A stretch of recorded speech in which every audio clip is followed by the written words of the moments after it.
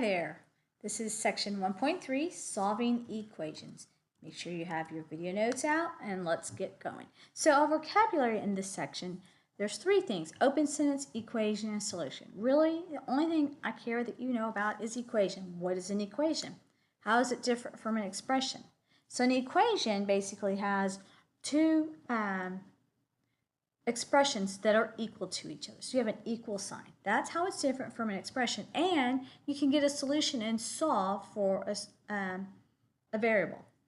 Our objectives here are we're going to translate verbal expressions into algebraic expressions and vice versa. And then we're going to solve equations using the properties of equalities.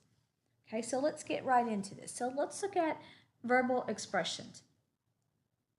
It says write a verbal expression to represent each expression. So let's go back to our video, to our textbook, and let's go over the vocabulary. So we already said, what is an equation? It's two expressions that are equal to each other. So it says write algebraic expression to represent each verbal expression. So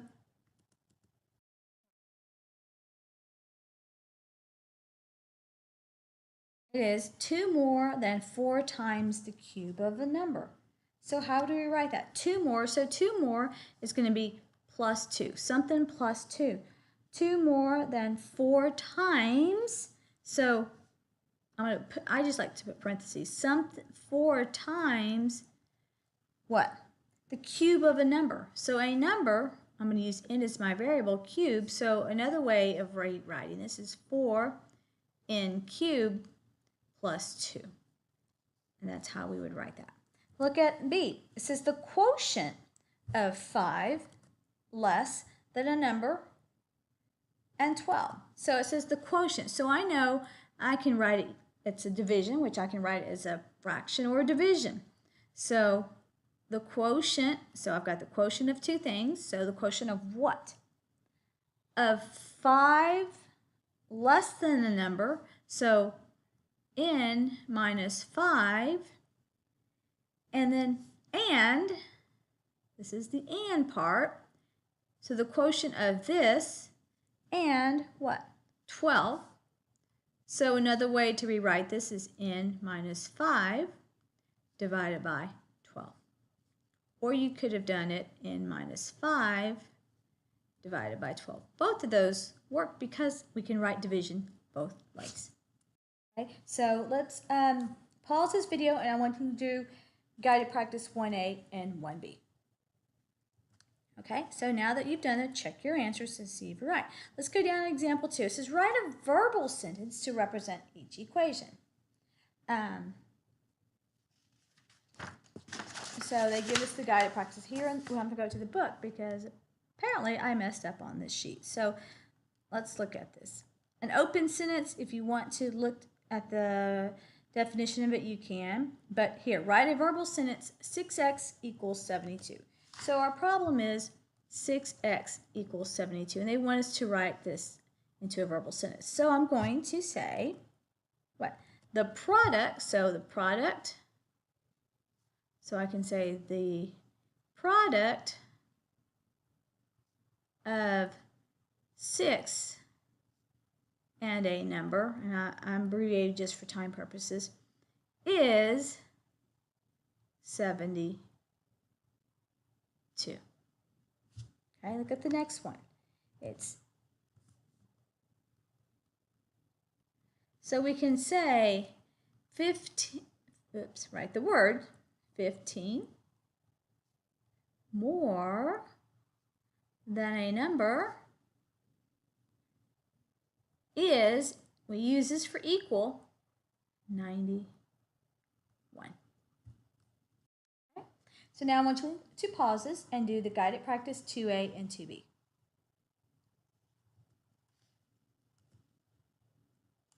All right, so now let's look at the properties of equalities. So we're going to go through these quickly. These are properties you've already seen. Equality means of equations. This is another way of saying properties of equations is basically what this chart is, and it's really important. So the reflective properties is A equals A. No brainer. Symmetric means you can flip the entire equation. A equals B, then B equals A. Transitive means if A equals B and B equals C, then A has to equal to C, kind of like a train. Substitution says if A equals B, then A may be replaced by B and B may be replaced by A. So if 6 plus 1 times x equals 21, then 7x equals 21. Okay, so these are the properties that I really care about. You need to know those just that they exist, but these are the two important properties that you're going to use when solving an equation. Basically, you have the addition property / subtraction property. So basically it says if you add something to one side of the equation, you must add the same value or subtract the same value to the other side and it not equal. So for instance, if A is equal to B and C is added to A, then it's equal to B added to C. And if you subtract C from A, then you must subtract C from B in order to still be equal and not change its value. That's all this property says. Then you have the multiplication / division property. They go together. Why? Because they're inverses of each other, just like addition and subtraction are inverses of each other. So basically it says if you have A, B, and C cannot equal to 0. So if A is equal to B, then if you multiply A by C, then you must multiply B by C. Or if you divide A by C, then you must divide B by C for them to still be equal. So how this differs from the addition subtraction property that'll make it really clear is addition property and a subtraction property, you do it once on the left and once on the right. So you think of it as a scale that you're balancing. Whereas multiplication property, yes, you do it on the left, but if you have more than one term, you must multiply every one of those terms or divide every one of those terms by the same quantity along with the right side. For example, I'm going to give you an example the book doesn't give you. So if I have x plus 2, let me change that. 2x plus 2 equals 12. Well, I have two terms over here and two terms over here. So if I decide to divide this by 2, guess what? I have to divide that by 2 and this by 2 because I've got 3 terms in the entire equation. So then I get x plus 1 x plus 1 equals 6. And then you can finish that. Or if I choose to multiply plus 3/4 equals 1/2. If I choose to multiply this by 2, this term by 2, guess what? I have to multiply this term by 2 and this term by 2. And now I've satisfied that property. Okay, so it's kind of tricky. It's not really clear. So let's look at example 3. Identify the properties of equality. I'm not really interested in this, but let's go ahead and do this. So 3a minus 4 equals b, and b equals a plus 17, then 3a minus 4 equals a plus 17. So what did they use here? They just substituted.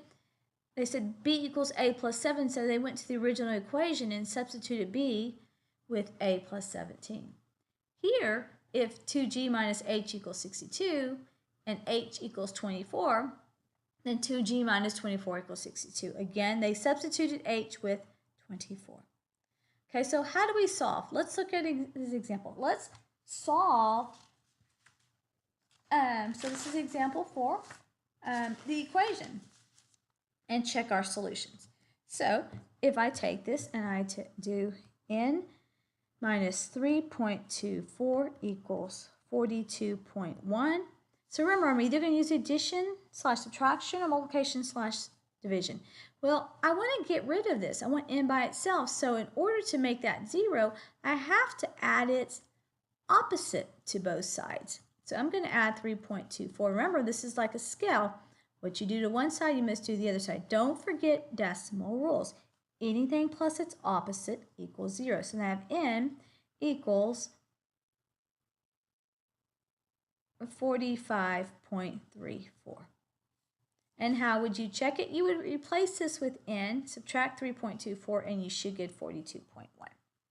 Okay, let's look at b. b is negative 5/8x equal 20. Well, this is multiplication. What undoes multiplication? Division or you can divide a number by itself to equal 1, or you can multiply by its reciprocal. So what's the reciprocal of negative 5/8?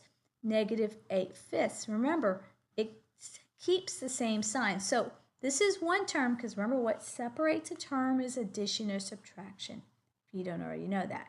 So we have one term on the left, so we must do the same thing here. So I'm multiplying by negative 8/5. And the reason I put fractions is so I don't tend to or want to subtract 8/5 from 20. Right? So negative times negative is a positive. Anything times its reciprocal is 1. 1 times x is simply x. Here, how do I multiply fractions? I got to make them both proper or improper. Then I'm going to reduce by any common factor. So then I'm left with 4/1 times negative 8/1. So numerator times numerator is negative 32 over 1, or x is simply negative 32. And we can check that by putting it back into the original equation and see if we get a true statement. So pause this video, do guided practice 4a, and check your answer. Okay, now that you've done that, let's go on to example 5. So this is the same thing, except for now we have multiple steps here. We have more than just one simple step. So what should be the first thing that we do? Plus 3 plus 2 times 1 minus x equals 14. So the first thing I'm going to do is I'm going to distribute. So I need to break my parentheses. So I've got two terms that I've got to distribute. Sorry, this is an x. So 5 times x is 5x. 5 times 3 is 15. Positive 2 times 1 is plus 2. Positive 2 times negative x is minus 2x equal 14. Now I'm going to combine like terms. These two are like terms, so this becomes 3x. These two are like terms, plus 17 equals 14. Now, first of all, I want to get rid of the 17. So if I minus 17 from both sides, I'm using the subtraction property, and anything plus its opposite is 0. So I'm left with 3x equal negative 3. Now, what do I want to do? I want to divide by 3. So I have to do it over here as well. This becomes x. Whoopsie. Not what I wanted.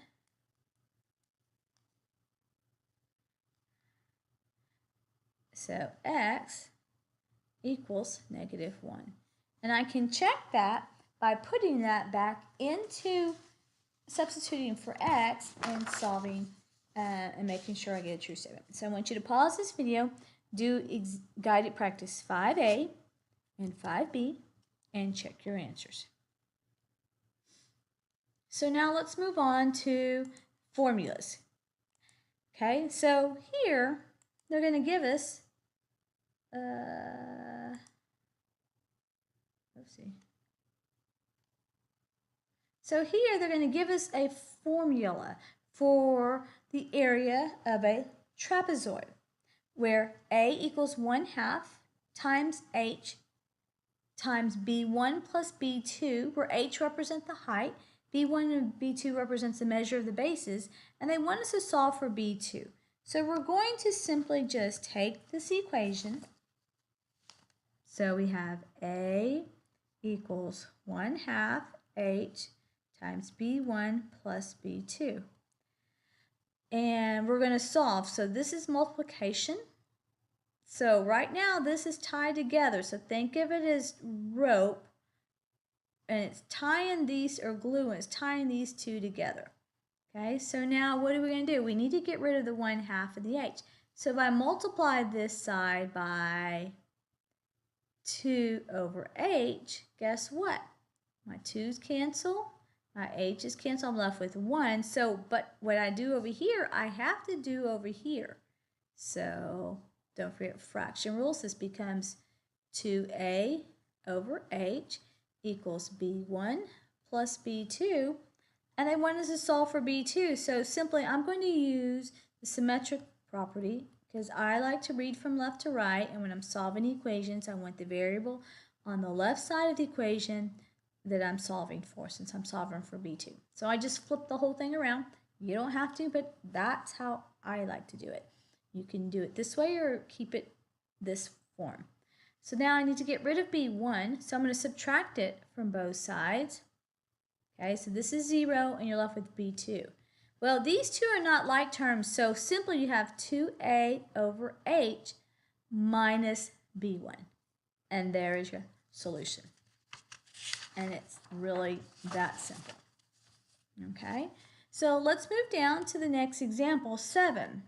Okay, and basically here we're using properties here. It says if 6x equal 18, what is the value of 6x plus 5? So what are they telling us here? So they're giving us the 6x minus 12 equals 18. They said, what is the value of 6x plus 5? Well, if I look at this equation, I can make it the left side, it's pretty close to 6x plus 5. How can I do that? I can add what to this? 17 to both sides. If I add 17 to both sides, what happens? Then I get 6x plus 5 equals, this is 10, 20, 35. So what is the value of 6x plus 5? It is simply 35, which would be C. So you see what we did? We took this left side and we made it look like this because this is what they want us to solve. What is this value? I know it's not one variable, but in order to make this, I have to add 17 because remember, negative 12 plus 17 is going to give us positive 5. And that's what this is. So that's what I want to make this look like. But I'm using addition property. It says if I add it to the left, I have to add it to the right side. And I don't change its value. It just looks different. And then I'm left with this, and your answer is C. So stop the video, work guided practice 7, check your answers, and we'll see you in class.